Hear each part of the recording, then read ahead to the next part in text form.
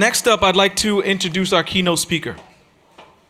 But before I do that, when you have got the messages about D3, what you saw a lot of the circles and X's and triangles and things like that with our logo and the branding. We got inspired with a certain type of design style and design movement. So part of D3 is about education. And what I wanted to do is just give you a little bit of education about the Memphis design movement. And so D3's logo and the branding this year was inspired by the Memphis design movement. The Memphis group was an Italian design and architecture group founded in Milan, Italy in 1982 that designed postmodern furniture, fabrics, ceramics, glass, and metal objects from 1981 to 1988. This style has been described as bizarre and misunderstood, as the group's colorful geometric style drew inspiration from such movements as Art Deco and pop art. The colorful geometric style became most popular and widely accepted in the 1990s, where it had an impact on the design of furniture, architecture, and household items.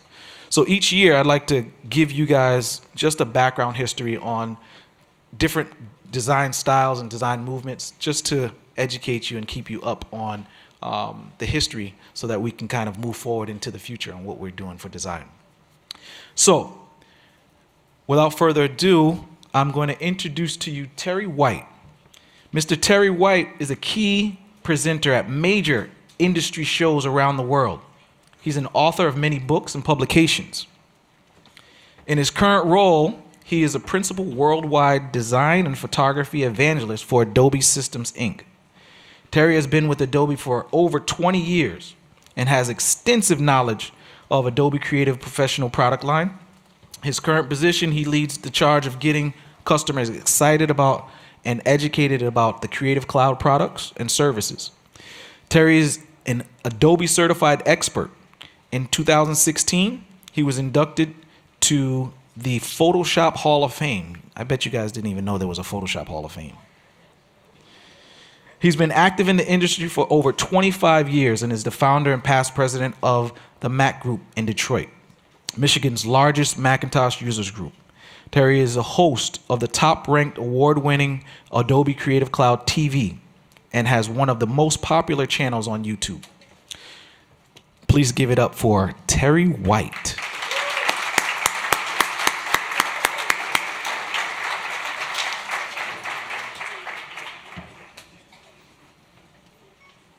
All right.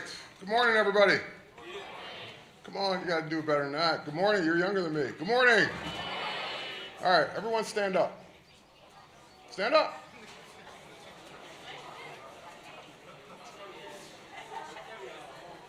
Shake it off. Get the blood flowing. We're in for a ride. All right. Everybody feeling good this morning? Yes? Maybe? Good? Motivated? Glad to be here at D3? You could be in worse places.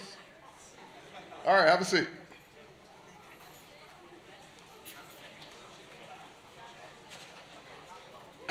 So a lot of what you saw or heard in the bio that was just introduced, I'm going to cover.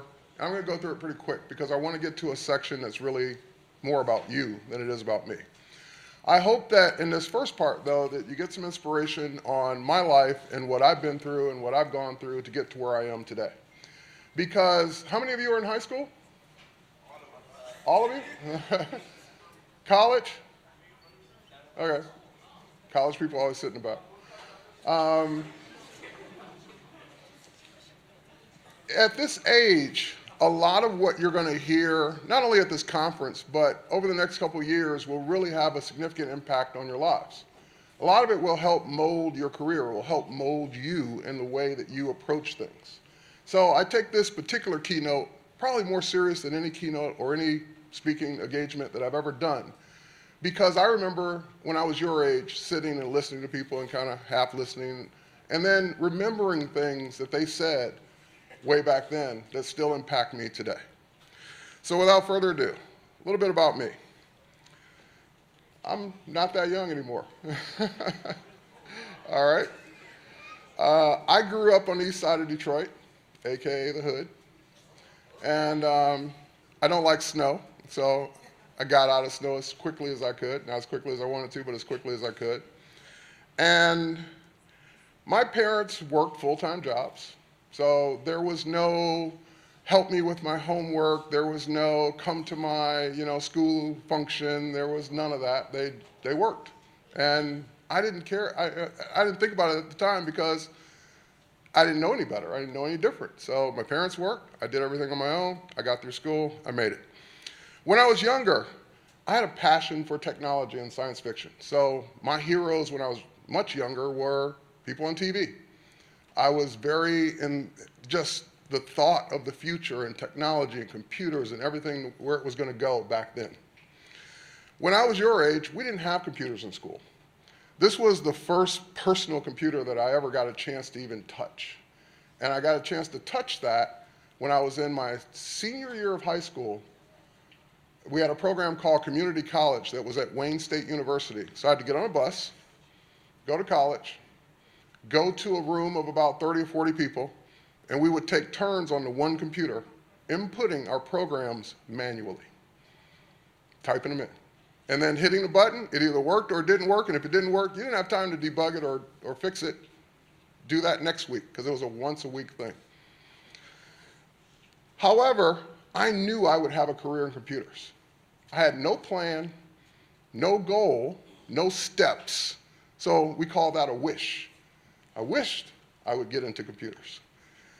After high school, I couldn't afford college. My parents, college wasn't a thing that my parents would pay for back then. Never even thought of it. So I went and looked for jobs.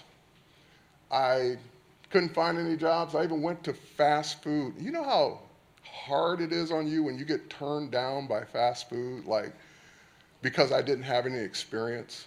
That was the reason I was given for not getting an entry-level job in fast food.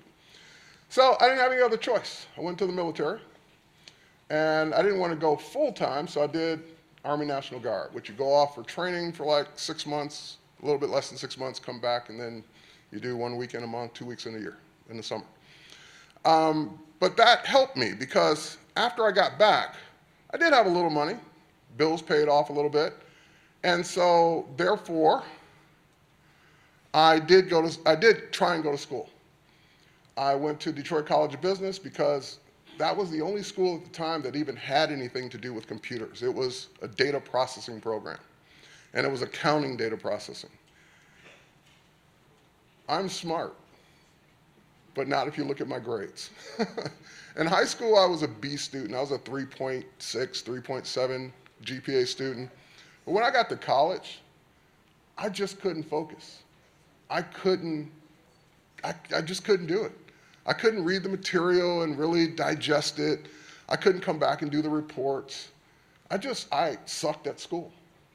And it wasn't because I wasn't smart. It was just because I really just wasn't interested. It wasn't moving fast enough for me. I graduated from high school. I was ready to go get into my career. I didn't want to go to college.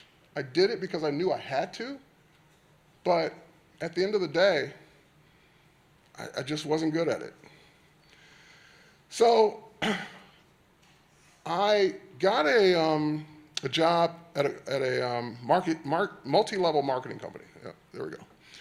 And it was the first job that I could ever find that had anything to do with computers. I was a data entry clerk, where I just took stacks of applications and just basically retyped them in the computer.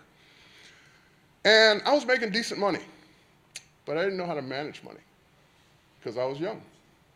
No one had ever taught me. My dad was good with money, but he never taught me how to be good with money. He would just always ask me, how much have you saved? Nothing. A little. Something, sometimes. I was just not good at it. So because I was making money and because I was more interested in work, and I wasn't doing good at school, I dropped out. She said, nope, college isn't for me, doesn't work for me. I'm making all this money on this job. I'm going to stay here and do this. That is a recipe for disaster.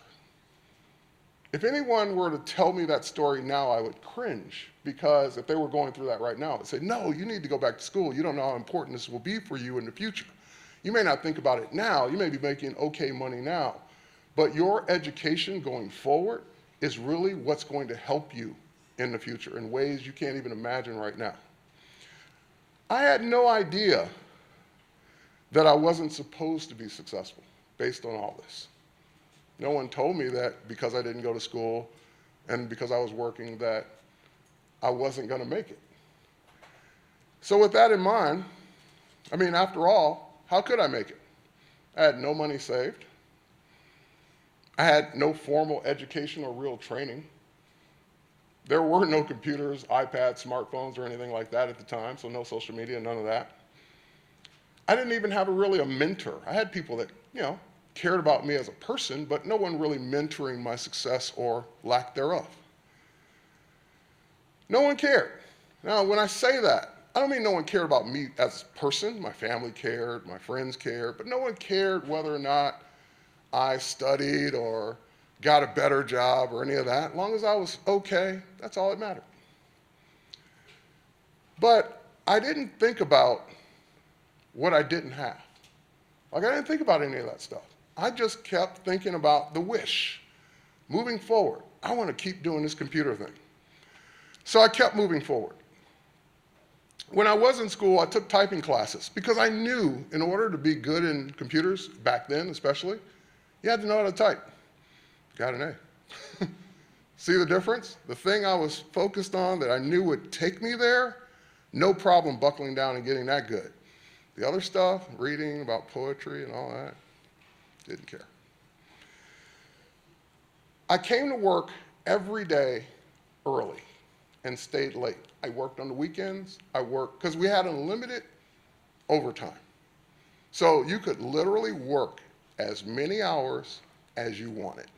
You want to work 23 hours a day? You could work 23 hours a day.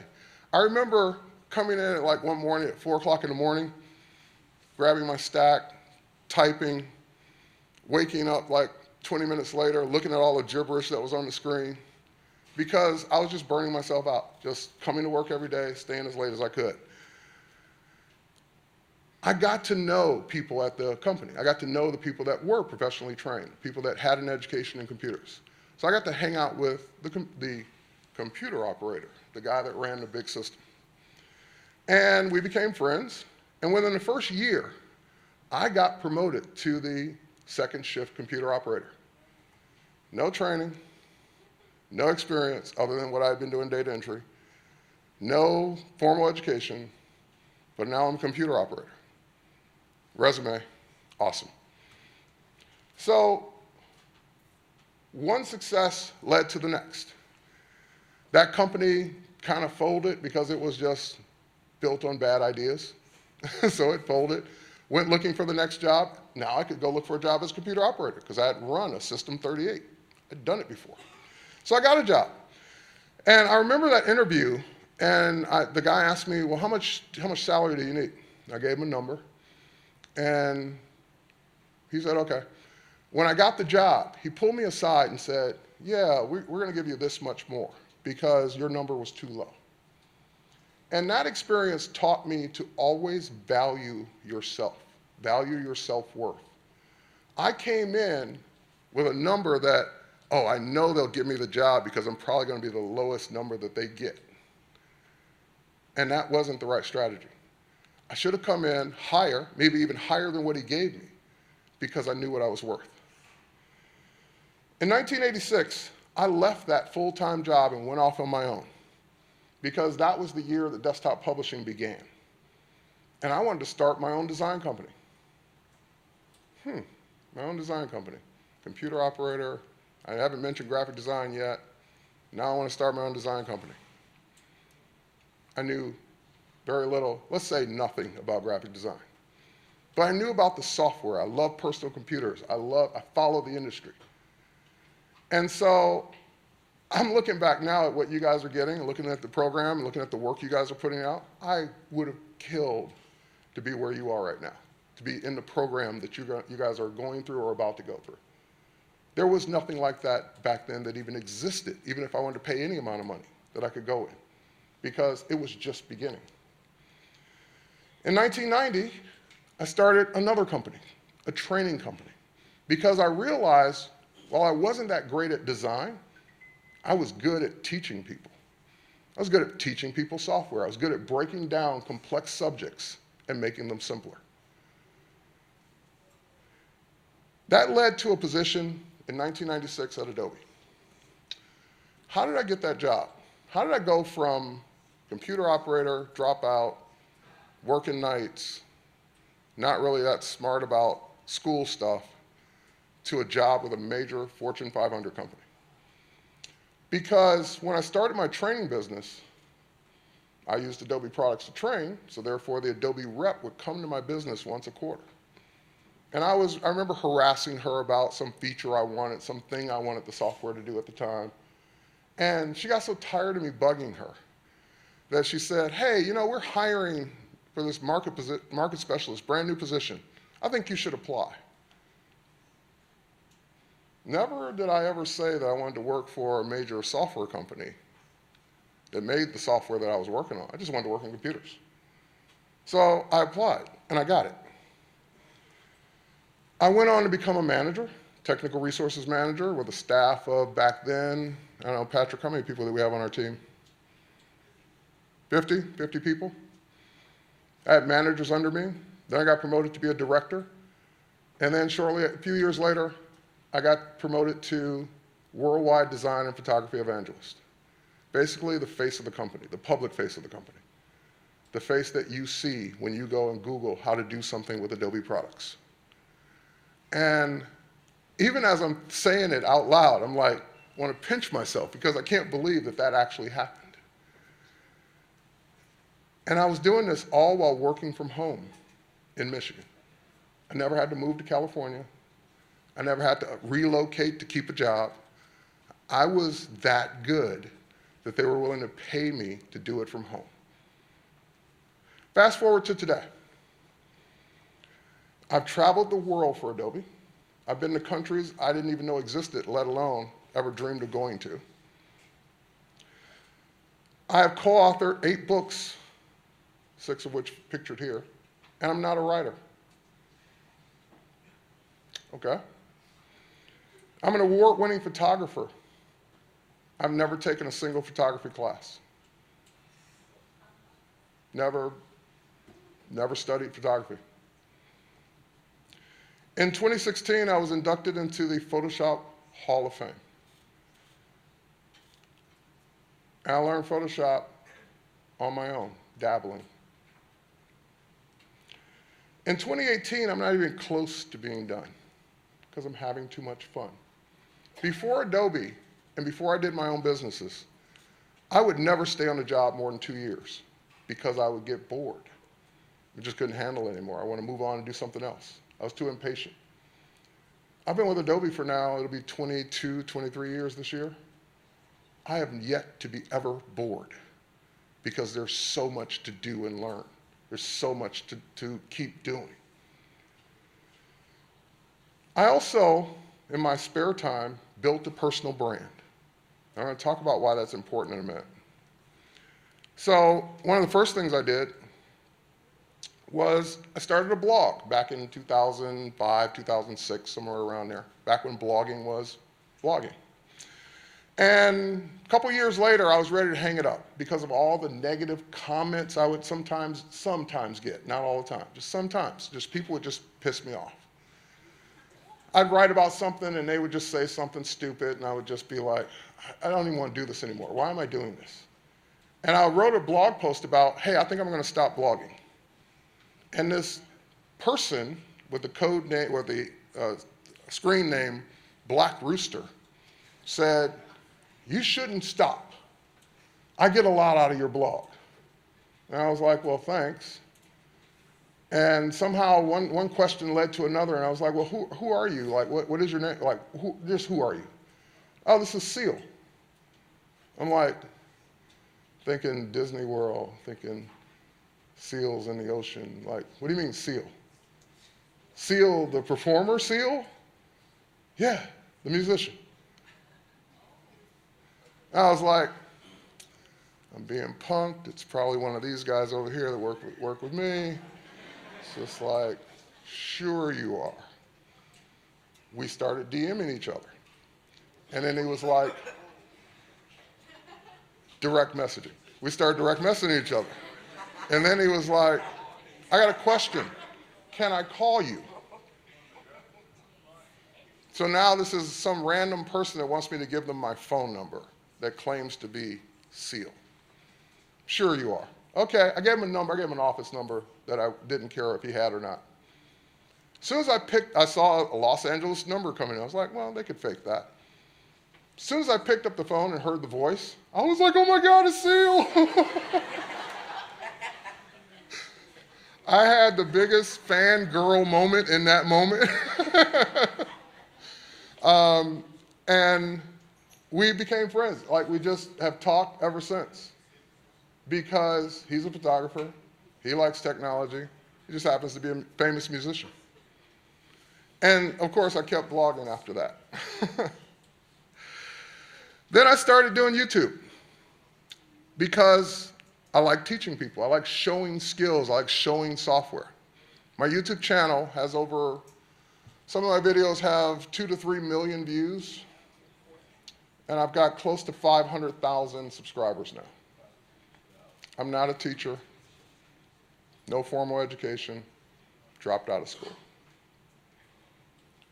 I started a podcast because that was the thing to do back in 2007.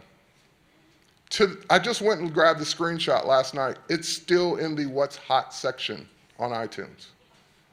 I haven't had a podcast episode in like a year, but it's still one of the most popular ones that people are subscribed to and downloading.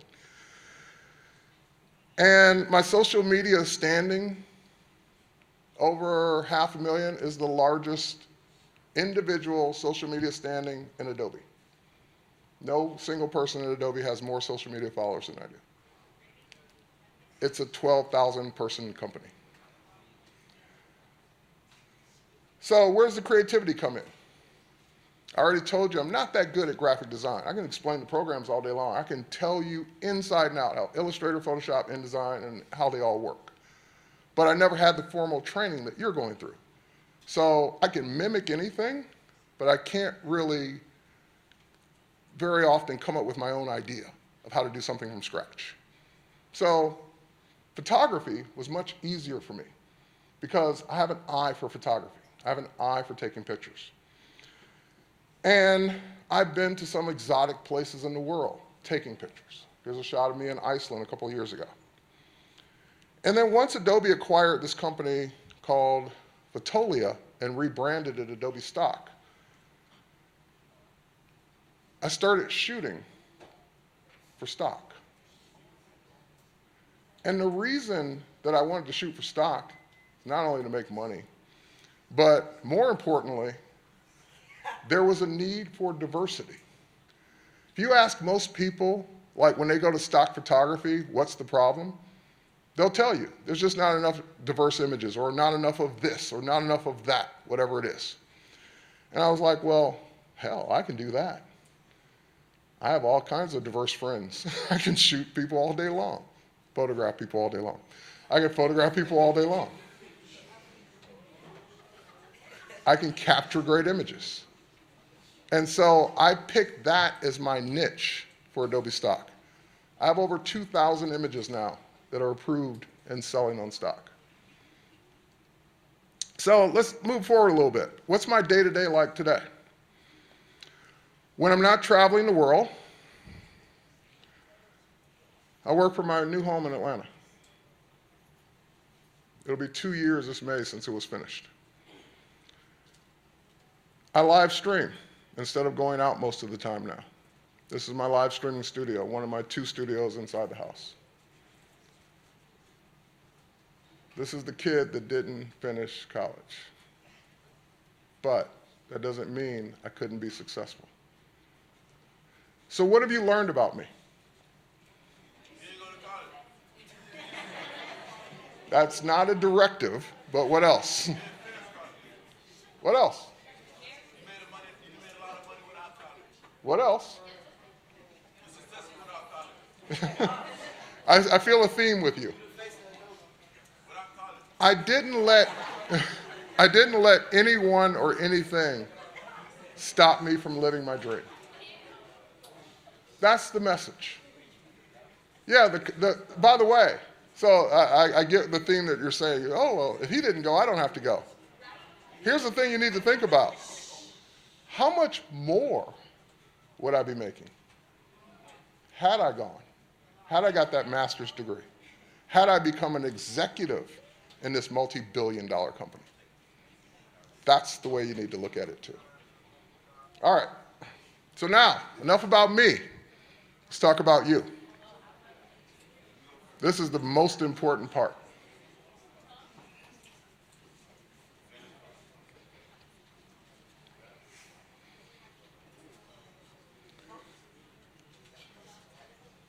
If you don't see your work up here, it's not because I didn't like it. It's because I like these better. Okay. What I saw last night when I was walking around the gallery was professional level, commercial grade work. I saw work that's just as good, if not better, than any graphic design shop that's out there today.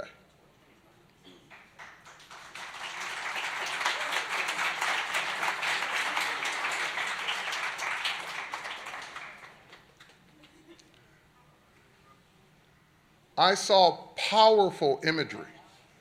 I saw good typography. I saw compelling use of design, compelling use of photography. I saw amazing work. So that made today much easier for me, because the one thing I can't teach you, the one thing I can't impart upon you is an eye. Either you have it or you don't. That's not something you learn. And from everything I saw last night, you all have it. That makes my life much easier. That makes your instructors' lives much easier. Because now all I have to do is teach you the principles and teach you the concepts and have you run with it. Now, I'm by no means a fashion critic, but this stuff is great. So, for the fashion design people, well done.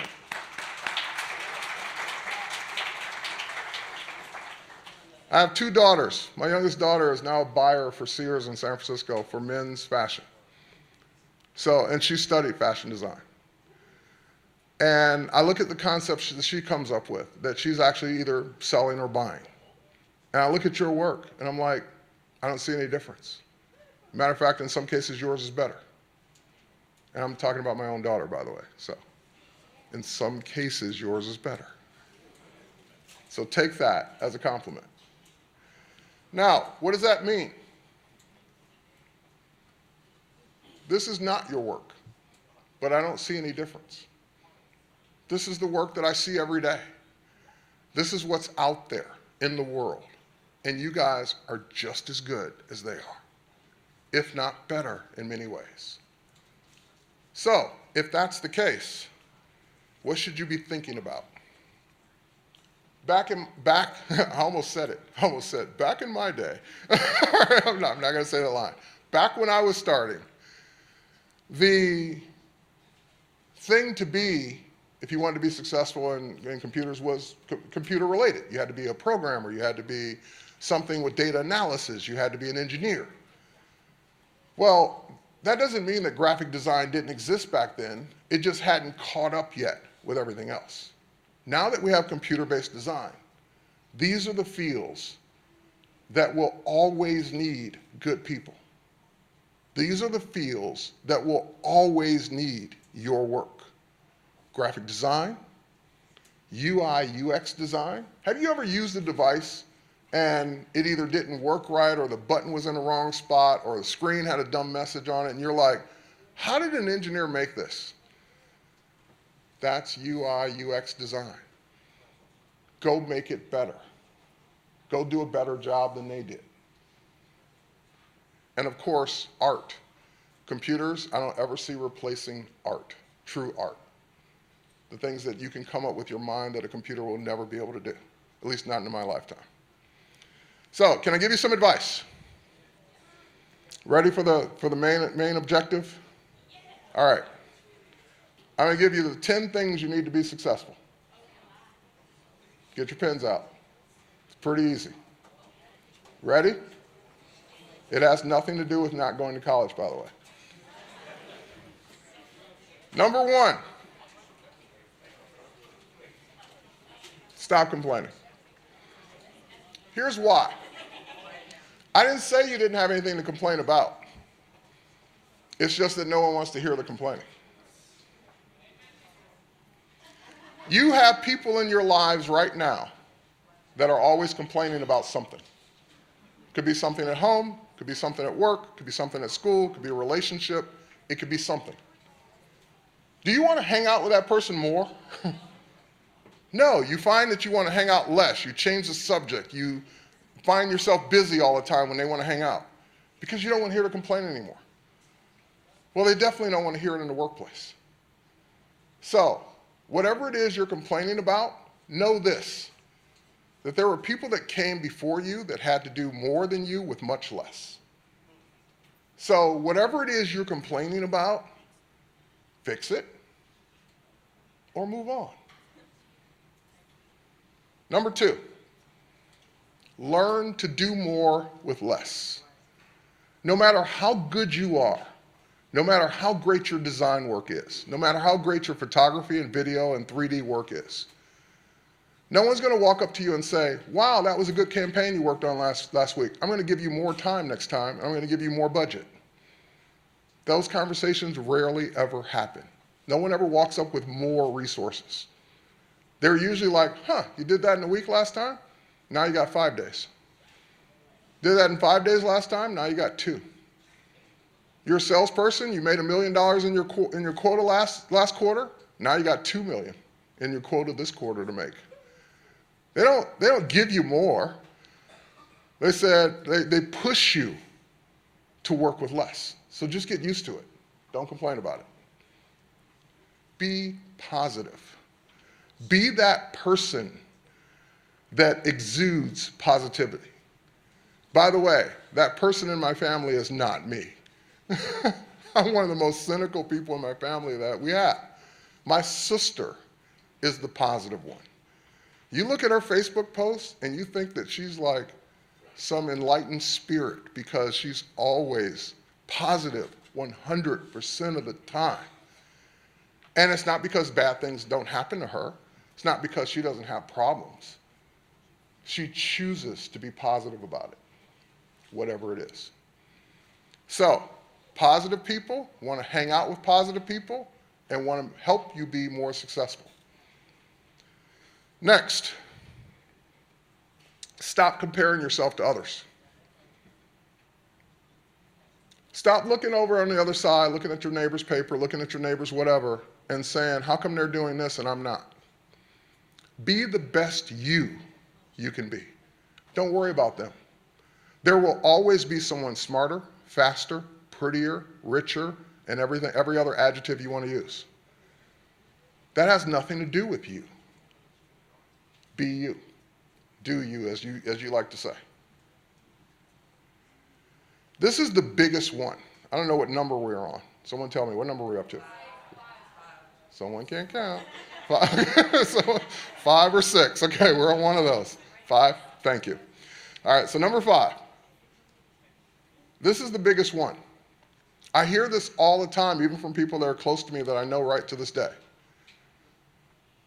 They're comparing themselves to others, saying, how come I didn't get that position, that job, that contract, that whatever?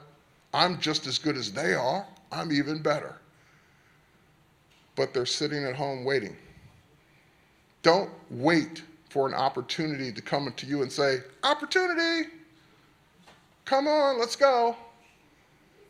Because there's no incentive to come to you. You've got to go get whatever it is you want to get. Don't wait. Don't wait for the right time. Don't wait till, it'll be better next year if I do it next year. I'll have more saved up if I wait till next month. If you got an opportunity to grab something, grab it. Figure it out along the way. Don't wait. No matter how smart you are, It's really about relationship building. Because at the end of the day, why did I get that position offer at Adobe? I had a relationship with the Adobe rep. First of all, I would have never even known the job existed, let alone where to send a resume or any of that. So that put me up here in the job pool versus way down here or not at all, because I would have never applied for it. So relationships matter. As a matter of fact, I got to meet one of my heroes before he died. I got to meet Steve Jobs. Now, I can't say that Steve and I are friends. I was just a guy that came up to him and bugged him until he shook my hand. I strategically placed myself to when he was about to walk off the show floor. And I was walking over with my hand extended, so you have to be rude to not accept it. And we shook and we talked for a few minutes. I got to talk to my hero. But because I did some volunteer work, because I started that users group in Michigan, one thing led to another. And I did get to become friends with his buddy, Steve Wozniak, the co-founder of Apple. True story, when 9/11 hit, tragic event, I was in Steve's guest room. I was hanging out with Steve that week. And he yells upstairs, "Turn on the TV." And I'm like, he didn't say what channel. Oh, crap. And then we saw 9/11 happen. But all I could think about is I'm in this literal lap of luxury, and all I wanted to do was get home to my family and friends. And I'm hanging out with Steve Wozniak. That's because of relationships, relationship building. Can anyone tell me what this represents? Diversity, awesome. Who said that? All right. Every major company on the planet, well, I shouldn't say on the planet, every major company in the US right now is trying to figure this out. They either have programs in place that aren't doing as well as they would like, or they're trying to implement programs. Because there is a diversity problem, especially in tech. And as much as I like to put the blame on big companies and Big Brother and all that, this is not their fault. It's not the company's fault. They could do things better, sure, but it's not their fault. Most of the jobs that they offer, we as diverse people don't even apply for. That's why there's a diversity problem. Computer engineer positions open all day long that no diverse people are applying for. Because either A, we don't have the background for it, or B, what's even worse, we don't have the interest in it. So the next time you're holding a device in your hand and you're questioning why it's this way, it's because you didn't become that engineer to work on it to make it better. Just remember that. Next one, the world is full of opportunity. No matter what the environment, no matter what the economy, no matter what it is, there's always an opportunity to do something. There will always be a need for certain things, no matter what the environment is. For example, a very successful friend of mine always told me this. He said, if you want to make $1 million, solve a person's problem or make their lives easier. When you're thinking of that thing that's bugging you, that device, that product, that service that you wish were better, go make it better. Go invent the thing that you wished exists and go do it. That's part of opportunity.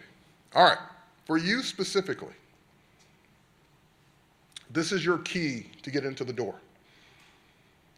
No matter what your education, no matter what your background, no matter where you came from, no matter who taught you, when you're applying for jobs in graphic design, this will make or break you. Simple as that. Because what they're looking for in your portfolio is, do you have that eye? Are you good? Do you have the concepts? Do you have the right ideas when you're working on things? So, if you have never done a design job for a client, go make some fake ones. I don't mean lie. I don't mean say it was for a client. I mean go redesign a campaign and put it in your portfolio and explain it if you get the chance to. That I saw this and I thought it could be better, so I did this. Because your portfolio doesn't have to be consisting of work that you've done. It just has to consist of good work. It doesn't have to be paid work. It doesn't have to be for a real company. It doesn't have to be any of that. It just has to show that you're good at what you do. Now, you made it. You got that call. You're waiting in the interview. I got a question. Here's a quick quiz, and this is the last one. It's number 10, right? Perfect. Let's say it's down to 2 of you, and you both have the exact same qualifications. You both have the same amount of school. You both have the same amount of experience. You both have great portfolios, equal. Who gets the job? Say it again. Say it louder. The one with the better attitude. The one with the better attitude. Because when I'm hiring someone, when all of the industry people that you're going to talk to this week are hiring someone, and you got 2 people that are exactly the same on paper, you're going to go with the one who's going to make your life easier. You're going to go with the one who doesn't complain, doesn't whine, doesn't come into the interview talking about why they're late, doesn't come into the interview talking about, well, my portfolio would be better if I'd had this. No, you're going to hire that person that was positive, upbeat, has a vision, has ideas. That's the one you're going to go with if all things are equal. And I'll tell you a little secret. That's the one you're probably going to go with even if this person was a little better. Because at the end of the day, the other things you can teach. I can't teach you to have a good attitude. I'm not going to, well, I can, I'm not going to waste the time. Because there's someone out there that already has a good attitude. I'll just hire them. Thank you.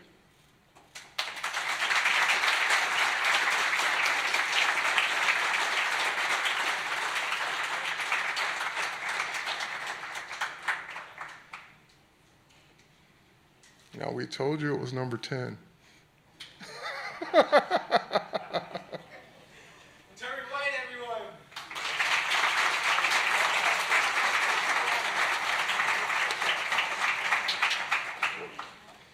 One more time. Let's give it up for Terry White. It's an amazing, I mean, you guys don't really realize it, but this is an amazing experience for you guys to have him here.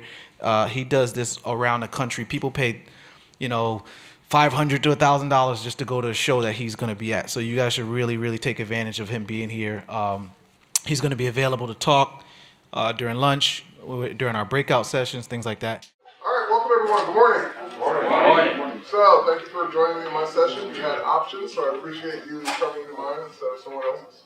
And therefore, I'm going to give you some tips and tricks that you may or may not have ever gotten anywhere else.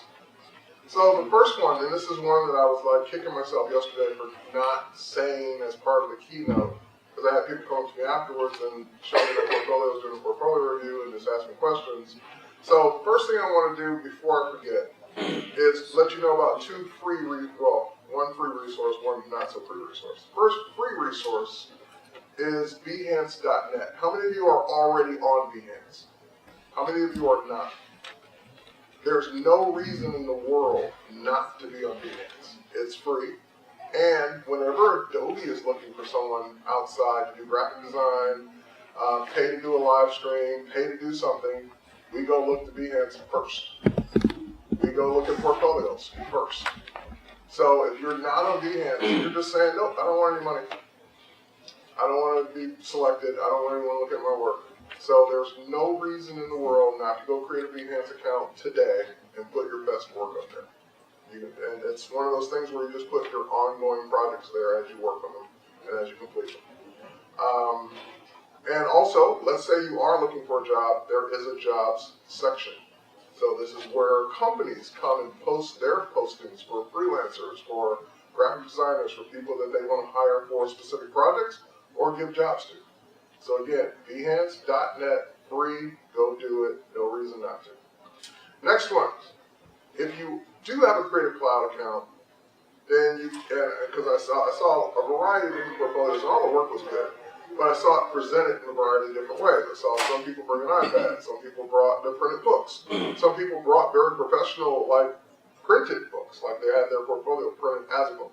And that's all great, and it really doesn't matter when you're in person. Everything I saw that was presented yesterday was great. But when you're not in person, then the only way for me to see your portfolio is online. So one of the things that, as part of the Creative Cloud membership, is the ability to create your own portfolio online. So myportfolio.com, you can build your own portfolio, you can put your work up there, and you can choose between different templates, you can customize it quite a bit, and you can get your own portfolio site going. So for example, I built one, it's called Terry White Photography, and this is my portfolio. So you can have your own domain, as you just saw. Or if you don't want to pay for your own domain, it will just be whatever name you choose, .myportfolio.com. And again, that's not relevant, it's more about the work. So 2 resources you should definitely be taking advantage of. Behance.net, totally free. Do it today if you don't already have an account. And if you are a Creative Cloud member, check out myportfolio.com. All right, now on to the software tools. How many of you are photographers? All right. And how many of you are graphic designers? And how many of you just wanted a comfortable place to sit? Just checking. All right. So, for the photographers in the room, and just people that work with photos in general, I'm going to give you some tips about working with photos and making your photos look better, whether you're a photographer or not, things to look for, things that will separate your work from everyone else's. Because, smartphones have gotten great. We can all take technically correct photos. And a technically correct photo is, it's exposed properly, it's sharp, it has the subject in focus, it has, good composition based on the photographer. Those things are now the ground floor. Like, that used to be what you paid a photographer for. Now anyone can do that. So what's next? So you have to now know the next things to look for in your photography or just working with photos in general that will take your photos up to the next level. So I'm going to randomly do some things because I don't have this in any particular order, but I'm going to show you some things to look for. Let's start with a landscape photo. Let's see if I got one here that will meet what I want to talk about.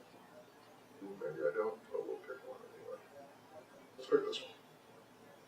So I'm in Lightroom Classic CC. If I want to work on this photo non-destructively, I can either do it in Lightroom Classic, Lightroom CC, or Adobe Photoshop's Camera Raw. Either one of the 3 will have the same options. So when I head over to the Develop module with this photo selected, it will bring it up in Develop, and I can now start to work on it. Now, this is out of the camera. This is the way it looked out of the camera. And of course, a lot of times especially when you're shooting in RAW, which is what you should be shooting in for everything except big sports. But when you're shooting in RAW, that's asking your camera to give you the best possible image that your camera can produce. And if you're using Lightroom on your mobile device and you have a newer mobile device, it can shoot in RAW as well. So there's no excuse for the camera, whereas before you used to have to buy a mid-range to high-end DSLR to get RAW format. That's no longer the case. My iPhone shoots RAW. All right, so with that said, out of the camera, that means it won't look great because it's unprocessed. The JPEG gets processed by the camera. It adds saturation, it adds sharpness, it adds those things to it, and usually it adds those things in a destructive way that you can't easily go back and fix. Whereas in RAW, you're getting it out of the camera, from the camera sensor, and you can adjust anything you want, non-destructive. All right, so one of the first things in just looking at photography in general, especially landscapes, if you're not trying to do something creative, meaning I didn't tilt the camera at a 45-degree angle to get that creative shot, then that just simply means your horizon is crooked. And a crooked horizon, especially on a landscape, is one of the most distracting things. So I can look at this, it's not too bad, but I can start to see this image starts to lean to the right a little bit. And so now my eye sees that immediately on every landscape I look at. That's the first thing I notice is whether or not it's crooked. So how would I fix that? In the crop tool, this is the same thing in Photoshop, same thing in Lightroom CC. There usually is an auto button. And auto is 50-50. Either it'll do it or it won't. It's like you click it, you have nothing to lose. Either it fixes it, oh great, move on, or it didn't, undo and try something else. So if I click auto, it kind of got it right. Let me undo it. It wasn't that much of a change. Now let's say it didn't do it, or let's say it didn't do it enough. It didn't get straight as I wanted it to be. That's what this angle tool is for. If I click the angle tool, that actually pulls it off the panel and lets me come over to the image, and I can choose what should be straight. Now I noticed that this is kind of curving a little bit. It's kind of curving off. I was like, wait a minute, yeah, straighten it out, but it's still got some curvature to it. So before I do that, maybe I should look at something else before I worry about straightening the image.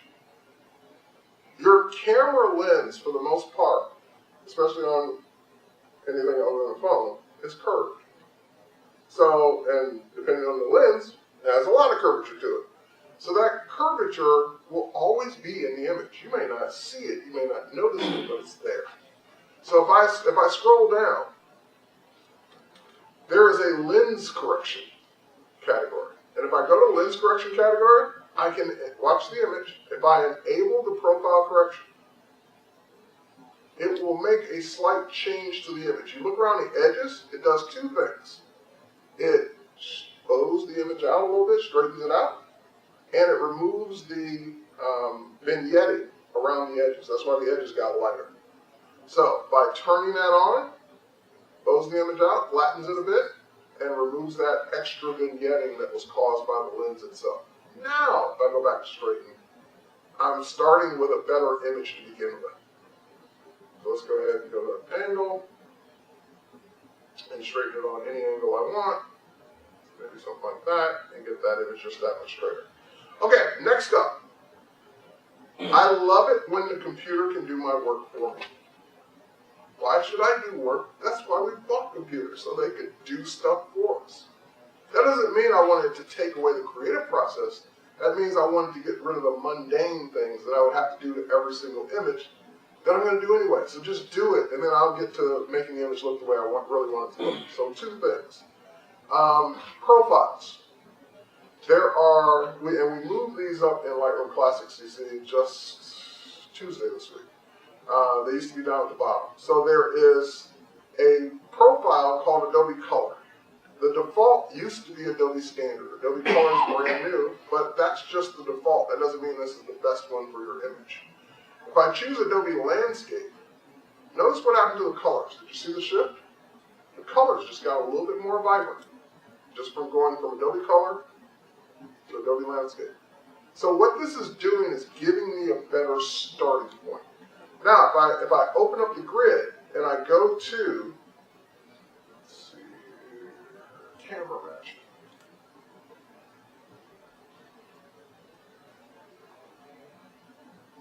There are, hang on.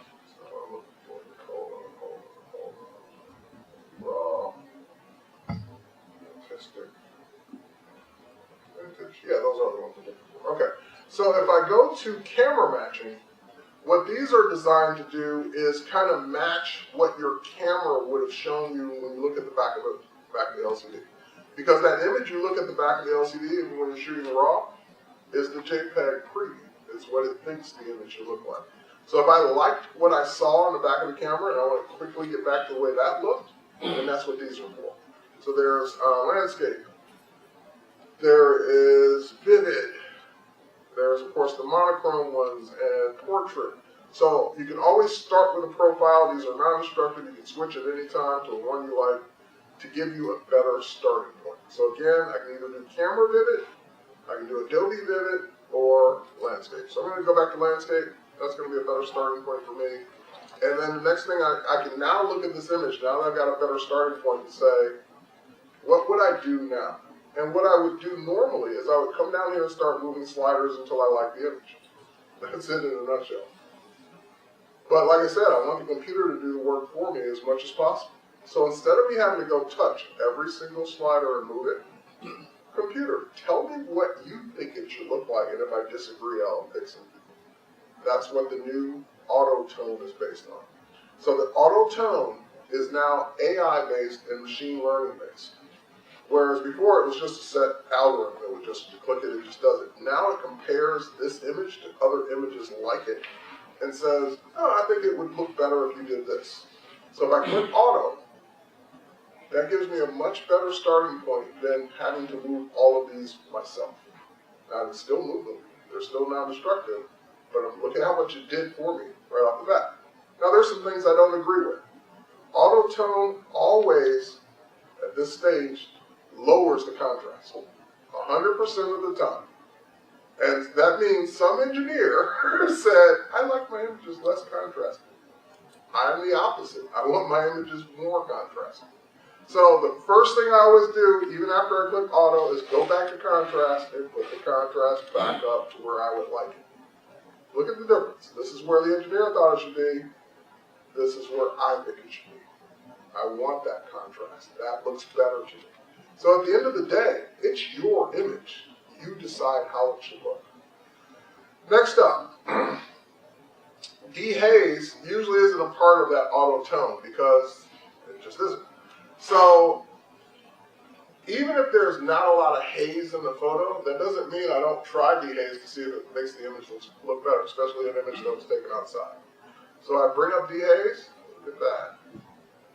Your image is a little darker than mine, but it's starting to really bring out the details in this image. Look at how far we've gone in just a few clicks. From a dull, out of the camera image to something that looks like it's something I want to put on my wall. All right, now, there's a little detail down here. There's some little rocks under the water that are starting to get lost. So the shadows have been bumped up a bit. Maybe I want to bump them up a little bit more. Kind of bring out that shadow detail. And start to see those rocks and pebbles. What if it wasn't enough?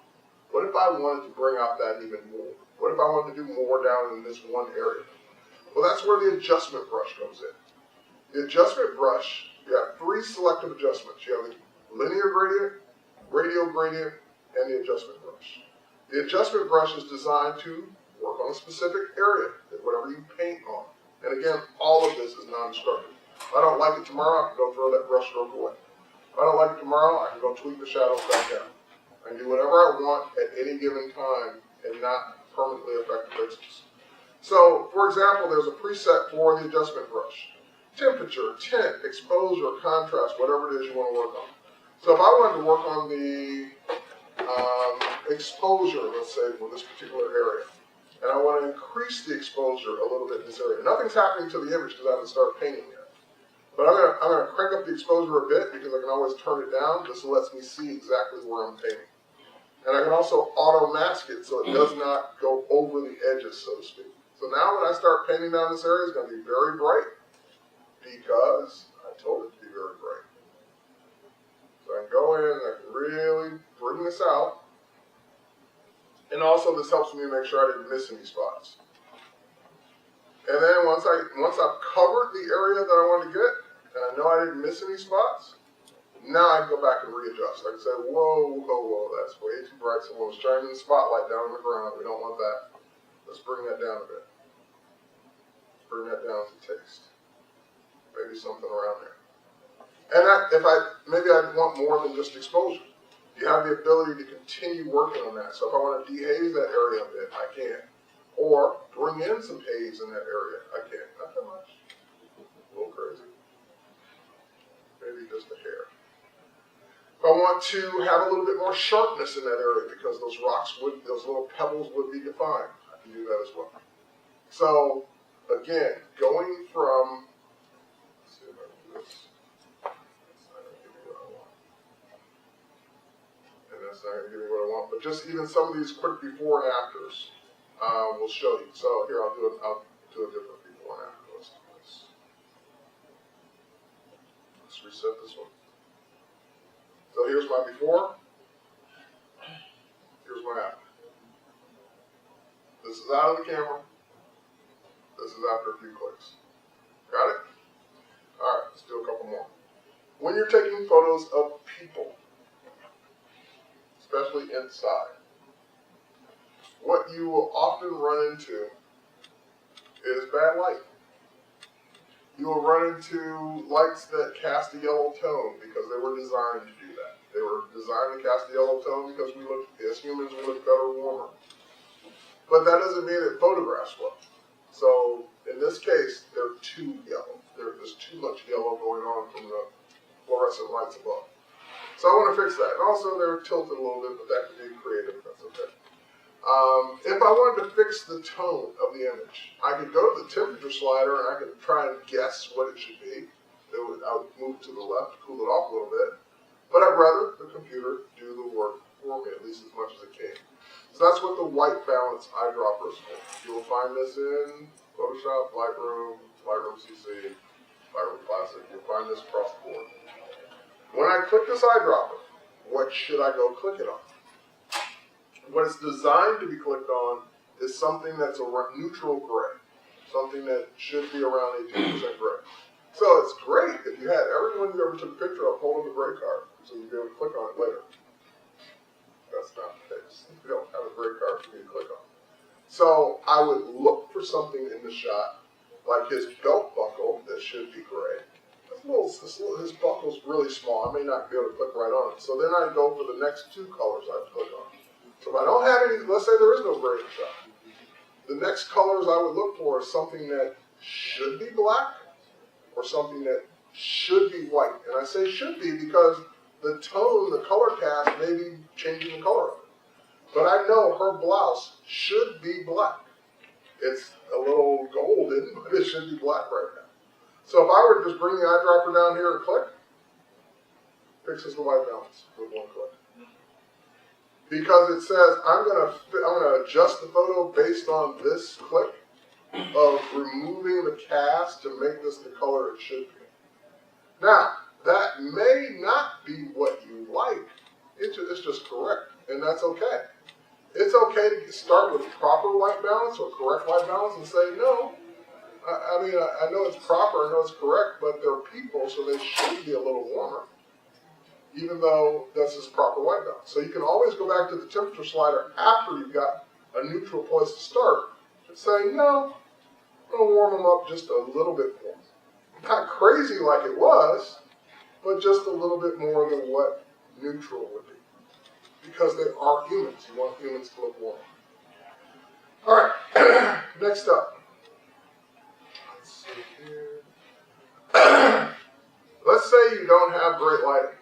You don't have professional lighting. You don't have the money to go buy lights. You don't have the money to do anything. So you do a lot of natural light. Natural light works great when the sun cooperates, when you can be in the right spot at the right time. When you can't, you don't always get a great shot because the light's not great. So for example, if I go to this shot here, let me reset it back to the way it was.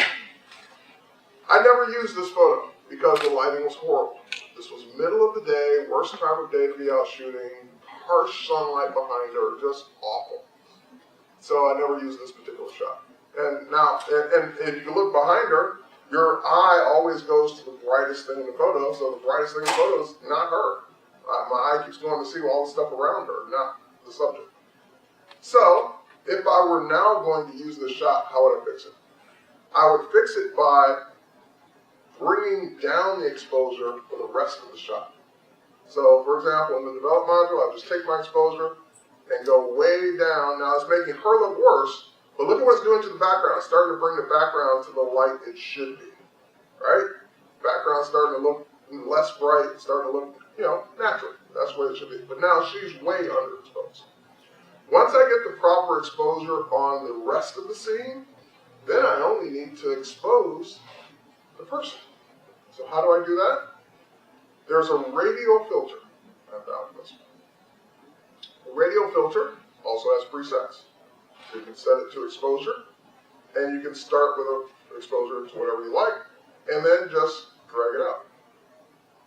And now you've got a professional light in your subject that you didn't have to buy. You didn't have to pay extra for. You didn't have to bring that light with you. You just bring that light and move that light around and illuminate the subject any way you want. So if I want that light to be wider, no problem. Just make it wider. If I want that light to be brighter, it's now got a control on it. I can make that light brighter. And I can now tone that to the rest of the scene. You guys are laughing. Why are you laughing? Yeah, because I have actually have pictures like that, and Yeah. like Yeah, like I said, I never use this photo because of this. like, I just put the contrast up, but I can still make Yeah. like a background. Yep. Even brighter, so it Alright. doesn't really make sense. So now you can fix it. Okay. So, just some simple tips for making your photos look better. Now, sometimes you'll spend too much time trying to fix something that can't be fixed. I got out to, this is my first time in Horseshoe Bend. I got out there right before sunset, hiking like a mile from the parking lot. Didn't realize all that huffing and puffing, trying to get there before the sunlight, dragging my equipment, get there, set up, shoot. Sun goes down, too dark, go back to the hotel, check in, get to my room, can't wait to put the card in, look at these photos, I look at this and I cry. Not tears of joy, I cried like, what the hell happened? These are not the beautiful shots I see on Google. These are not the shots of this scene that I wanted, that I came here for. I cried, I was upset, I was like, what the hell went wrong? Why don't I have a beautiful shot of Horseshoe Bend? Then I started analyzing the photo. I started analyzing the photo and I said, oh my, it's just the sky is just bad. There is no sky. So I used every adjustment trick in the book. But when there isn't a sky, there's no way to adjust it. It's just not there.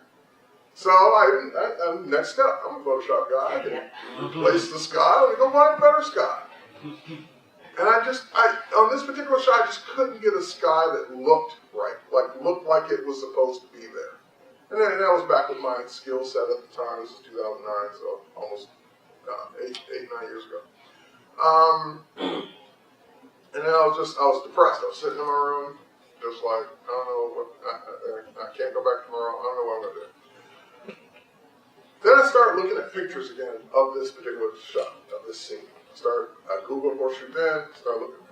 Then I noticed a consistent theme. There was either gorgeous skies or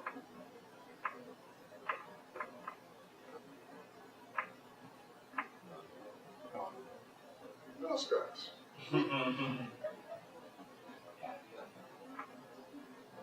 So either people got there and they got a great picture of the sky, or they didn't, and they didn't show it.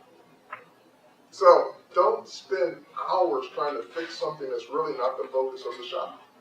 The sky wasn't the subject. This is. Now that I got past I don't need to replace or fix the bad sky, I can concentrate on the photo now. This is easy. So we went from that to lens correction. We always start there. Then we went to basic. Here's the landscape. Here's a better starting point. Then we went to auto tone. Then we went to, okay, make it better. Bump up the clarity. Bump up the vibrance. Saturation. Contrast, which always gets put down. It's a little over the top of your screen, but versus where I started, which was that versus that. I have sold that print more times than I can count. From the one that I cried about. Now, I did go back to a few years later and got a better sky. So now I could use that sky on this image and it'll work out. But anyway, that worked out perfectly because I stopped trying to fix the thing that couldn't be fixed and started concentrating on what was really important in the picture. All right, last but not least, we'll do this and, I got 29 minutes, so we're gonna move. All right, so let's talk about perspective. Oh, the puppy. I saw the puppy response. Perspective is important in your photos too, especially when if you're a travel photographer, you're going to take pictures of skyscrapers and buildings and cityscapes and all that. You love taking those pictures. It's the perspective. Now, this isn't a skyscraper, but it has the same issue. The image isn't straight because not only is the photographer off center, but they're shooting at an angle. So that's throwing off the geometry of the photo. Everything else is off now. Now, luckily, we've got some tools to fix that for you. So, for example, if we go to transform, there's a feature called upright that came years later after I was taking photos like this. I didn't take this one, but years later. And hey, it's even got an auto button. Cool, auto. And auto got us most of the way there. The problem is there's no auto again. There's no more auto. There's no give me auto 110%. Like it's either this or not. So before I would say, okay, it's not right, go to the sliders and make it better. So I start tweaking the sliders and fixing it the rest of the way. Now I don't have to do that anymore. Because if I turn that back off, there's one more category that's been added to these buttons, and it's called guided. Guided upright lets me say, computer, you're guessing wrong. Let me show you what should be straight. So if I click on guided, I can now, and guided takes at least 2 guides to work. So when I drag out this first guide, nothing's going to happen. When I drag out the second guide, it'll start to work. But you don't have to stop at 2. So for example, I drag out the first guide and I'm going to say, you know what? The top of this window should be straight. Nothing happens because it requires at least 2.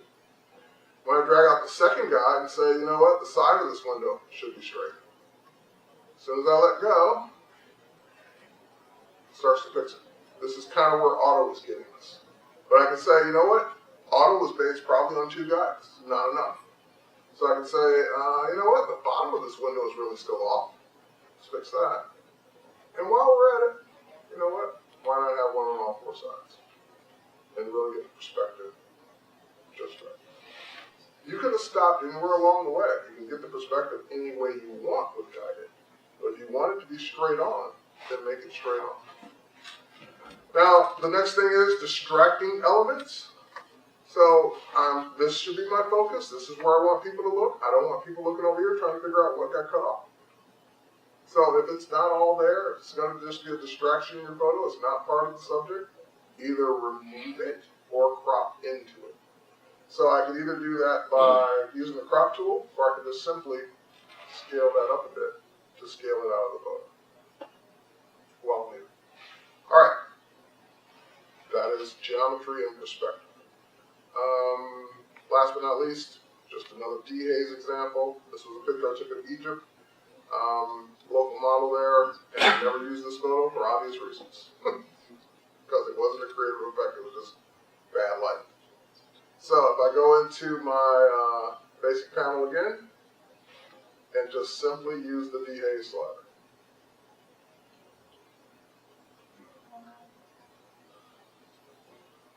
I kept it because I liked it, but I never used it until now. Because now I can't use it. All right. Moving along. Pop over to my graphic design folks. How many of you use Illustrator? How many of you don't know Illustrator but would like to? All right, let's start with a couple quick basics. All right, I'm going to create a new document, and one of the first things, if I were teaching non-graphic design students, then I would say, hey, Illustrator's got all these wonderful templates you can start with. That's a bad word for you guys, so we won't go there. Let's go to print. Let's start with a blank document. All right, so we're going to create a letter. Say, nope, I like to work in inches, no points or picas. I want it to be wide. First things first is that you can have multiple artboards. So if you're trying to create a campaign, you're trying to create something that's multiple pieces in that project, then you create multiple artboards and save them all in one Illustrator file. So I can say, for example, give me 2 artboards. Now that I've created my 2 artboards, and of course I can use my artboard tool at any point to resize one of the artboards, because maybe they're not both 2 8.5 by 11. You can also use use presets. So I can say, That second artboard should be the size of, I don't know, an iPad Pro. Ooh, that's big. All right, undo. Let's make it much smaller. Let's make it something like,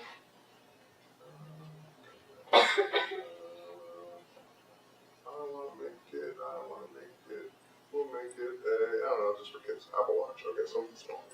All right, so now, I've got my artboard here. I'm going to zoom into it, move around, and let's go over a couple quick drawing tips and tools that have been enhanced or updated, maybe since you first started using Illustrator. So we already know that we've used these for years, the geometric tools, right? Everybody knows rectangle, circle, ellipse, ellipse, round, rectangle. So those I'm not going to waste time going over. What a lot of people don't realize is that there's a new shaper tool.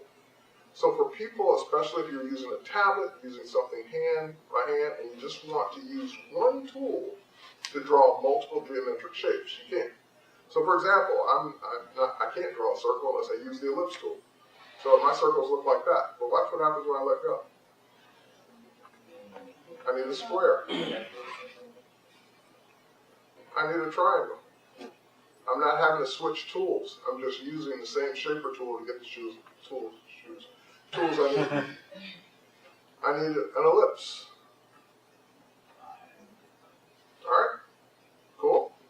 Now, let's dig a little deeper. Let's go to one of these shapes. You notice that when you select the shape, you've always used these corners to resize it. You held down the shift key to make it perfectly, to get the perspective, or make it perfectly square or perfectly round. But then you notice there's some handles on the inside. These handles are the live corners. So if I pull the live corners in, they allow me to quickly adjust the corners themselves. But wait, this doesn't have corners. So therefore it doesn't have the handles on the inside, but it does have the handle on the outside to do things like that. I see some surprised looks, so that means you've been using Illustrator, but you haven't been taking advantage of stuff like that. Quickly. Alright, so let's move on. Now I want to start combining some of these things together. I can't draw. We talked about that during my keynote. But I can certainly put crap together. Let's select all three of these. And now let's go ahead and use the Shape Builder tool. Shape Builder tool it automatically detects the things that are connected, or not connected, but selected. And so, for example, I want to connect these two together, drag through. Now they're connected together. I want to connect these together, drag through. Now they're connected together. So, although I can't draw, I can certainly build shapes together and make something out of them, and use the Shape Builder to create it. Now, this, of course, is one shape. If I go back to my direct selection tool, I can go in and manipulate this to my heart's content. All right. Drawing with the pen tool. How many of you love the pen tool? Really? You're like special. For years, people have hated the pen tool. You guys are great. You love the pen tool? That means that, you know what, you didn't have the preconceived notions that the pen tool was bad. So you guys learned it and you love it. That's awesome. All right, so you know how the pen tool works. You click, you can add points. Now you get a little preview showing you what you're going to get when you drag out. You want a curve point, you just drag it, so forth and so on. So that works the same way. However, for the pen tool challenged out there, the ones among us that don't love the pen tool, we've added additional, well, first of all, the preview that you saw, we've added an additional pen tool called the curvature tool. The curvature tool works very much like the pen tool, except instead of getting that additional preview, or in addition to getting that preview, you get one more thing. So when I click, I get to see what the curvature is going to be before I click. Which that's what the other pen tool didn't give us. So that's why it took a lot of people who were frustrated with it because they couldn't get the shape they wanted necessarily as easily apparently as you guys are doing, because they didn't know what was going to happen next until they clicked. Now I know what's going to happen before I click. All right. And the other thing about the tool is that you can manipulate the points without switching tools. You can kind of still massage it, get it the way you want. And I don't know if it'll let me do that. Probably won't let me do that. So let's switch to the, no, not that one. I want this one. Anchor point point tool to convert a point, to continue to manipulate, and drag these out. Oh, sorry, didn't do that. This, and there we go. Okay, so shape builder, that stuff's really cool. Next up, that's all I do here. Let's switch back to the design I had open. Let's zoom into this particular panel. And you guys, most of you that use Illustrator, I've seen your art, you guys draw, you guys are amazing. And you love the pen tool, which is great. That means you're doing it the right way. But there's sometimes you just want to draw. You don't want to click points and paths and drag and make curves. You just want to draw the way you want. Now, the tool that has always been that tool is one of those tools that people would use once, laugh at it, and never use it again because it was that bad. And it's the pencil tool. How many of you love the pencil tool?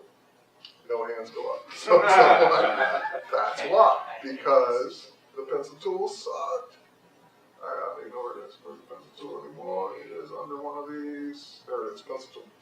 All right, here's why the pencil tool sucked. Because back in the day, it used to be there was no control. It was just on totally accurate. So what that meant is if we go back to my, let's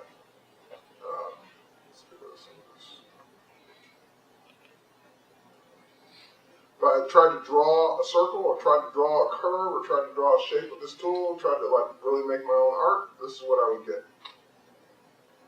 I'd get a very precise, if my hand shook a little, the path would shake a little, it would literally be like drawing with a pencil. It's not helping me at all. Why would I draw on a computer if this is what I'm going to get? Now, and so that's why people use this once and just never use it again. We added a slider, you double click on it. So you can go from where it originally defaulted, which was where there was no choice, it was accurate and soft, to smooth. Now when you put it on smooth, and I normally would be drawing with a tablet, I just have my mouse today. And I tried to draw that same stroke, I get a much better result, a much smoother result, a much more, this is what I was trying to do result. As opposed to don't do what I said, do what I wanted. I wanted a smooth path. I didn't want you to make it all, crooked and jagged. I want you to make it smooth. So once we now know that we can do that, a couple things happen. So let me switch to a path that is,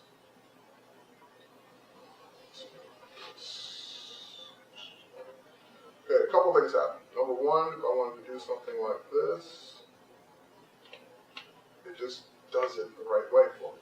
Secondly, if I now switch to the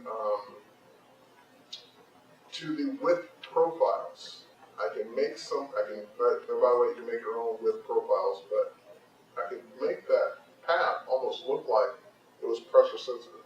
Like I made it thicker in certain points and thinner in other points, even though I didn't draw the pressure. So this allows me to get a much better result. Oops, I messed up. My mouse hit the edge of the board here. So do I have to delete that and start over, or undo and start over? No, because the pencil tool always had the ability to reshape, to take the path you drew and just draw the path again to get the way you want. And I'm not doing a good job of that, but here we go. There we go. So, if you do like more traditional style drawing, I invite you to go look at the pencil tool 21st century and not go back to the one that was in there from 1986. All right, and again, take advantage of the width profiles to get that beveled stroke. Next up, let's go close up. How many of you need to cut things up? Everybody, all the time, every time, yeah. All right, I'm going to open up one of my landscape photos. One of my unprocessed landscape photos. Now, I'm not in Lightroom, I'm not in Camera Raw, I just open it right up, and I'm looking at it, I'm like, So, go to my filter menu, go to Camera Raw Filter, and it's like bringing my own little develop module right into this layer. So I can go in and do the same kinds of things. If I wanted to affect, I want to go in and affect the, oh, I can't do that in the filter, sorry, it's one more thing I was going to say. But if I want to go in and do the auto tone, I can. If I want to go in and adjust my contrast back up, I can. If I want to bring my exposure back up a little bit, I can. I can do all those things just as if I had opened this up in Lightroom or Camera. Now that I've got this background the way I want, now let's bring a subject onto it. Let's actually open up a few of these. Let's open up this one. Let's open up this guy. Let's actually, no, let's close that guy. Let's open up this guy. Let's open up this guy. Let's open up. Here's the one. There it is. This guy and her. And bring her over. Okay, let's open up all these.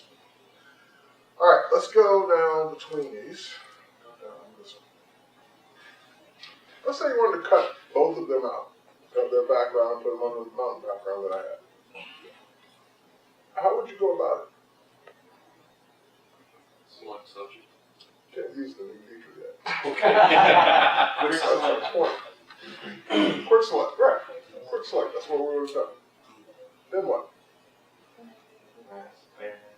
So again, layer mask. Okay. Anyone else? None of your methods are wrong. I just want to hear what they are. Pencil. Oh my God. What else? I really like doing things the hard way. What else? The hard but accurate way. What else? That's my fault. I found that.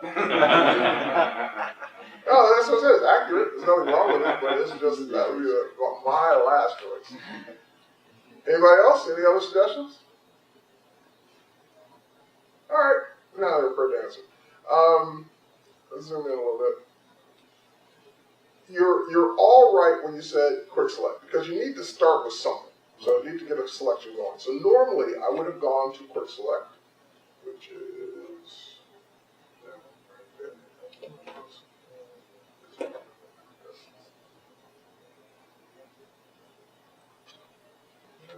quick select. And I would just start dragging on the subject to start making my selections. Well, we added another do it for you feature, another AI-based feature that uses machine learning. There's a person sitting in some cubicle in San Jose making selections all day long and adding to the algorithm. And it's called select subject. So select subject says, I'm going to figure out for you what I think the subject of the photo is and do your initial selection for you. Sound good? Yeah. All right. Please. Your initial selection. I'd say your finished selection. So I click select subject. Sit back, wait a few seconds for it to figure out what the subject is, and boom, done.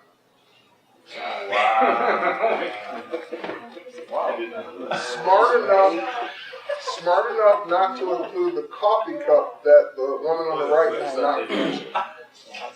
But not perfect because look at the book. So, did most of the job. Exactly. I like your attitude. Yeah, but did most of the job. That's that positive thinking. I don't care about it. Do 10% of the work. Select subject. Sit back. Wait. Oh, what? Select subject. Sit back. Wait.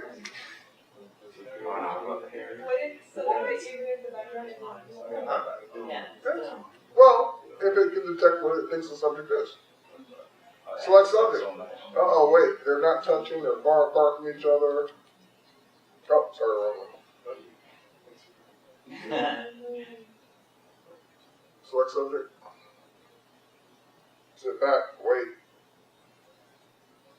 and let it happen. Are you frustrated that you now have an easier way? Is that? No, that saves so much time. Like that saves so much time. Like you be so precise when you do the quick selection to it, and then like you're like yeah. And like sometimes you get the stuff that you don't want in, but like that gives you like it gives you so again, it didn't get it perfect down here, but I can fix that. It didn't get all of the hair, but I can fix that. It gets me 90 to 100% of the way there. All right, now there was one example I wanted to show you. I must have not opened it. Let me go find it. Probably might have to stop one.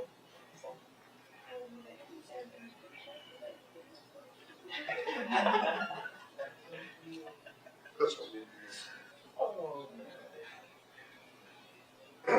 What's the subject?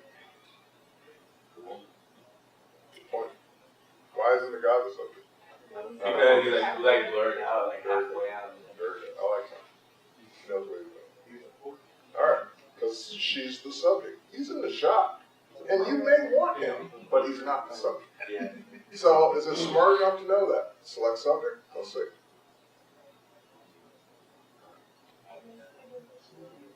Is. Wow. Now, let's say I still need him too. Okay. I'm still in quick select. Just start adding him in. Yeah. This is not the end. This is the beginning of the process. Yeah. So you still need more. Didn't get something just right. Go fix it. But it got you 90% How long of the before way. you're going to need anybody to even drive? Drive a car or drive Photoshop? I'm just saying, just like I can talk to my phone and tell it to look something up or what. How long before I just say select subject? No, what I'm waiting for, and I've been waiting for this for years, is I need a design. You know what I like, just do it. That's what I've been waiting for. We're not there yet. If you're at Max, during the Max meets, there's a little blue dot, right? And you would say, do this. So it's actually, we're starting to experiment with voice controls within Photoshop. Okay, now that we've unlocked the power of select subjects, put it to use. Let's drag this guy over. So now I'm combining images together. And of course, someone asked earlier, well, does it matter if they're on not a blurry background or not? Depth of field definitely helps, but it's not the only way this will work. Meaning that this subject has less depth of field behind them and different backgrounds behind them. So let's see what happens. So again, I'm on the quick select tool. Any selection tool, you may have select subject, but quick select is the best way to start. Select subject, sit back and wait. And it got us most of the way there. Figured out what the subject was. And it will not always guess right, but it will guess right more than it guesses wrong. All right, so now that it guessed right, his hair is an issue. If everyone just were bald or balder, life would be so much easier, but people have hair, so, and they tend to want it in their photos. So now that we got that, where do we go from here? How do we cut him out, put him on that mountain background that's in the background, and make it look real? That's the last step, and that's the part that I'm going to teach you hopefully in the next 5 minutes. Let's get there. Let's go to select and mask. And select and mask gives you several views. So you can say onion skin, let me see what it looks like now. And if you didn't look closely, it looks pretty good the way it is, but it's not there yet. So this is where we have a slider. We can go from all the way, this is the way it would look, to, and if I zoomed in, I would know the hair is not quite right there. So this also shows me anything I might be missing. It starts off normally with the second tool selected, which is your refined edge mask tool. What this is designed to do is, and by the way, if you were making your own quick selects, notice how in most cases it doesn't go all the way out to the edge of the hair. It kind of cuts in a little bit. That's by design because the edge mask tool gives you that final selection. If you go all the way to the edge, then it won't do as good of a job. All right, so now I can come in, I can put the plus sign on what the background used to be, and then just start painting inside my edge. Oh, I went a little too close to his head there. I started to see it come off. His head, that is. And if I were to bump up my transparency more, yeah, I went a little too crazy there. All right, so to bring that back, we use this new tool, which allows me to either add back in or hold down the Option key and remove. So if you came in too close to the edge of your subject, you can always put that part back. Alright. And if there's something that's not getting that's further away, you can always just remove that or paint that out of the scene. So all the way on the outer edges, so to make sure none of that background is there, then I can do it. Okay, so now if I were to zoom in, not too shabby. Not too shabby at all. Alright, so now, next up, what do I want to do? You always want to output this not as a selection, not as a layer mask, not as a new layer, but a new layer with a mask. Because you will always miss something. If you do a new layer with a mask, you can always fix that one thing you catch later. If you don't do the mask, then it's too late. You have to start over again. So a new layer with a mask, output it. That will give me my original layer and turn it off. Get rid of this. So the original layer's there. The new layer with the layer mask is there. In case I see something later that got cut off by mistake or I should have cut off, I can mask it back out. All right, now it looks like a guy standing in the studio against the backdrop. We want to make him look like he's there. And the problem with making it look like he's there is the lighting is always different. He's not outside of the mountain range. He's inside a room. So the light on him is definitely different than the light of the background. So how do we fix that? First, we make the selection that the mask created. And you can do that by holding down your Command key on a Mac, PC Control key, and just click into the mask to make that selection. I don't want to select him. I want to select the background. So I switch to the background layer with that selection already made and hit Command J on Mac, PC Control J, to duplicate that onto its own background. So this is what I just made, a cutout of the background in his shape. Now I'm going to move that background to the top. So now it just looks like he's not even there. Just stuff around the edges of where there's a little bit of hair. We're going to use that cutout of the background to color him. And we're going to do that by two steps. Number one, we're going to go into the filter menu, blur, and we're just going to average. We're going to tell Photoshop to take this silhouette and average the colors in it and give us one solid color. So whatever colors are there, average it and give us a color. Done. Next, we're going to use that color as a color on him because that color matches the background. So we'll go to the blending modes. We'll choose color. It's going to be too much at 100%. Just lower the opacity down to around 35. Should be about right. 35 is a good starting point. So this is him in the studio, him in an apartment building, him in something else. This is him on that mountain range. Now, you might do a couple more things to just bring it out a little bit more. He's still a little bright compared to where he is. You might lower the exposure on him a bit. You might bring down the exposure gradually as it goes down because typically when you're shooting someone, you're compositing them. People always, the dead giveaway is the feet are just as light as the rest of the body, or the bottom is just as light as the rest. And if it were really outside, the light would gradually fall off as opposed to being shot in the studio. So those are some last minute finishing touches we do. So for example, I can use either camera raw filter or I could use the adjustment layers. For example, on exposure, and then I can group that with just the one layer below, so it's not exposing the background as well, and then I can just lower the exposure of him. There we go, that's a little bit better. That's a little bit more like he was there. And that also has a mask, so you can gradually apply that with a gradient just in the areas you want, or paint it in. So for example, I could, I want to do this. I want to paint the reverse. 5 minutes, okay. I could go to the mask, grab my paintbrush, bigger paintbrush. If I paint with black, I'm lightening that area, so that's okay. Or I could say, bring the exposure all the way down.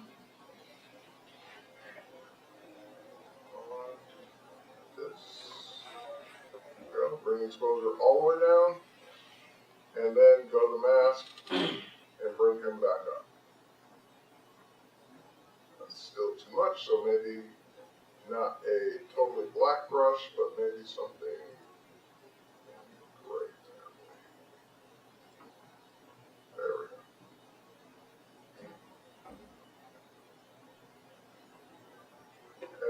center exposure is still down too low, which it is.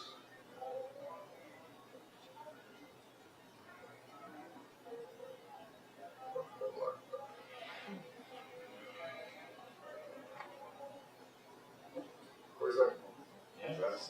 Convincing?